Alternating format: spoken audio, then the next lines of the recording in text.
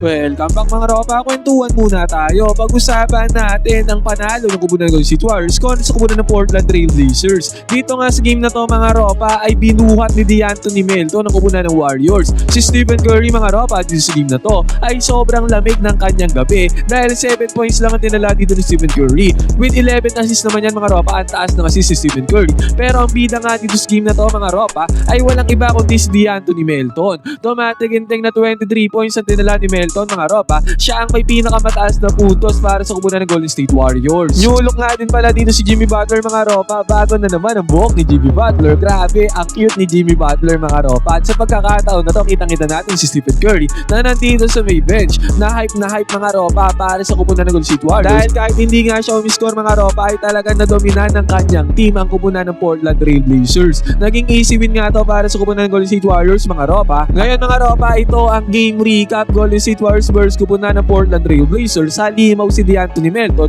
binuhat ang kupunan ng Golden State Warriors. Simulan na natin to. Okay, game.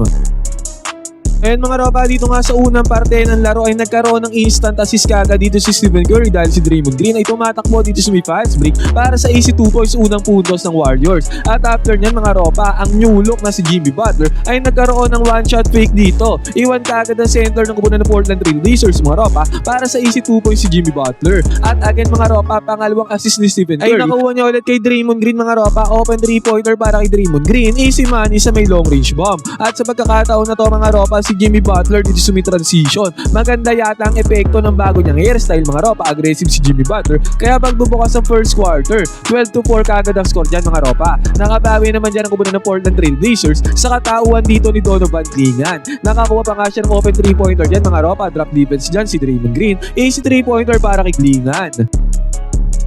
At ang key factor nga dito sa game na to mga ropa kung bakit nanalo ang Warriors ay ang kanilang long range bomb shooting. 3-pointer dito ni Moses Moody, basket is good yan. At after nito mga ropa, ganado nga si Jimmy Butler. Nakapasok din ng 3-pointer si Jimmy Butler dito sa may right side. At after nyan mga ropa, ang unang punto si Stephen Curry ay nakuha niya dito sa may left side corner 3-pointer. Bulusok nga sa offensive dyan ng Warriors mga ropa. Samantala, si Robert Williams naman ng Blazers ay nakakuha ng 2 points doon sa may ilalim. At eto na mga ropa, dito na pinasok ni Coach Steve Kerr ang mga bench players ang Warriors na unang tumirada dito si Brandon Bujemski na ang kanyang 3-pointer basket is good. Sinigundaan nga yan ang best player of the game dito na si De'Anthony Melton. Nag-show siya dito sa may top of the key 3-pointer mga ropa. Kahit na may bantay dyan kay De'Anthony Melton, wala siyang pakialam. Pinanis niya ang bantay dyan mga ropa sa may 3-point area. And then after nito ang bench player din na si Al Horford ay nakakuha naman ng left side corner 3-pointer. At ang gandang pass ni Melton papunta kay Jimmy Butler mga ropa. Peris dyan ang depensa doon sa may ilalim. Kaya natapos ang first quarter na to sa score na 38-24. Top bakol kaagad ng 14 points dyan ang kupunan ng Portland Trail Blazers. Partida,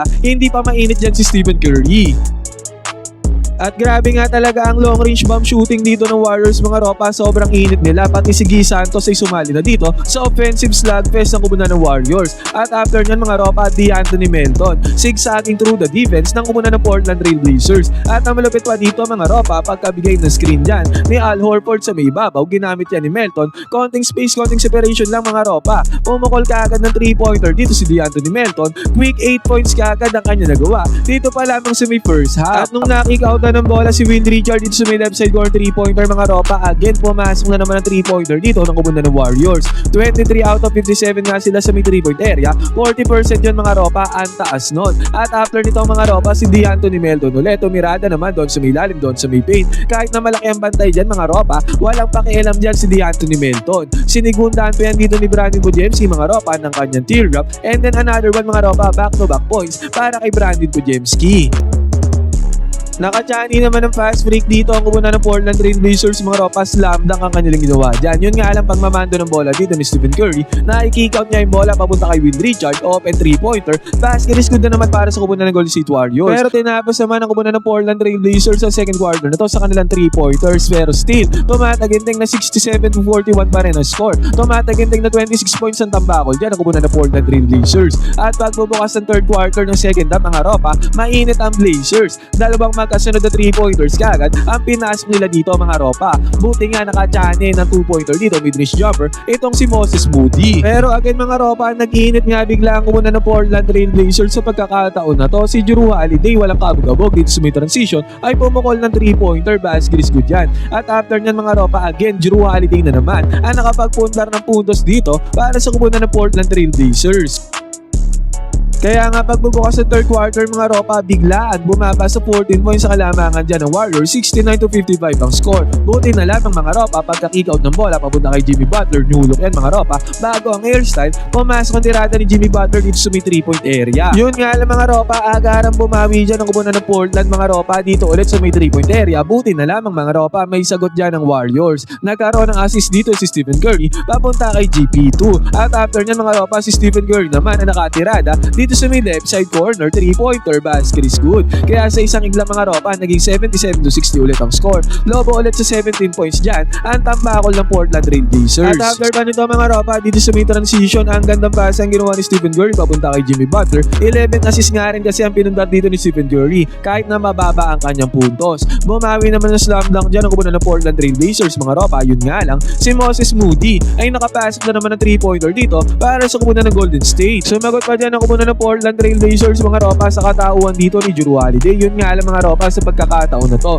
Anthony Melton mga ropa ay nagkaroon ng strong drive to the basket mga ropa. Easy 2 points na nagawa dyan ni Anthony Melton. At ang nangyari pa dyan mga ropa, na iwan na open dito si Al Horford sa may top of the key 3-pointer. Ilista na yan mga ropa, basic na basic. At si Brandon Bojemski mga ropa, nanghingi ng bola dito, 3-pointer ulit ang binanap dito ni Brandon Bojemski, easy money. At bago matapos ang third quarter nito mga ropa, buzzer beating 3-pointer, top of the key pa ang ginawa dito ni Brandon Bojemski. Kaya pagbubukas ang fourth quarter mga ropa, tumataginting na 95-71 ang score. Lobo sa 24 points ang tambakol dito ng kumuna ng Portland Trail Blazers. Pagbubukas ng fourth quarter mga ropa, Anthony Melton ulit, one shot pick doon sa may center, sabay napakagandang zigzagging move through the basket. Easy 2 points na nagawa niya ni Melton. At nung naswingan siya ng bola dito sa may left side corner 3-pointer, walang kabog-abog mga ropa kahit out of balance. Pinukol ni Melton na 3-pointer mga ropa at pumasok yan, basket is good.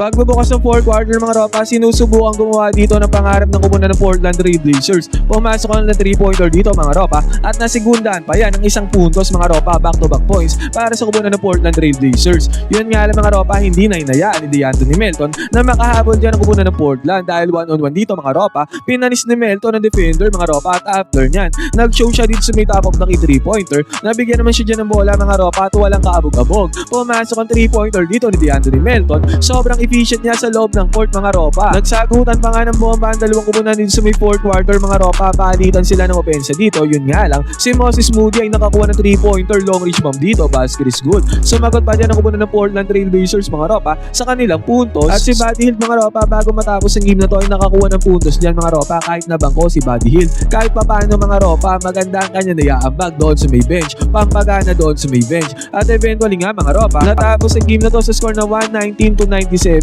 Tambakol ng 22 points niya na kumunan ng Portland Trail Blazers. What a win para sa kumunan ng Golden State Warriors mga ropa. Kahit na hindi umiskot dito na madami si Stephen Curry, napunan pa rin ng Warriors ng teammate ni Stephen Curry ang puntos para sa kumunan ng Golden State Warriors. At tambakol pa nga ang Blazers. Solid game by Anthony Melton mga ropa. Siya nga ang game high scorer dito para sa team ng Warriors. Ngayon mga ropa, ano masasabi nyo sa performance dito ng kumunan ng Golden State? Pwede kayo mag-comment dyan sa baba ni Binyon. Magkwentuhan tayo.